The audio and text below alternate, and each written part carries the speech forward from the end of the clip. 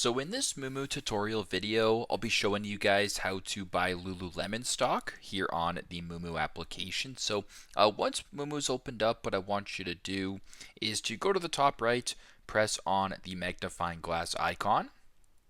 Once you're here, I want you to type in ticker symbol LULU for Lulu. At the top here, Lululemon Athletica, press on that one. Now once you're here, go to the bottom left and press on the orange trade button and then press on buy.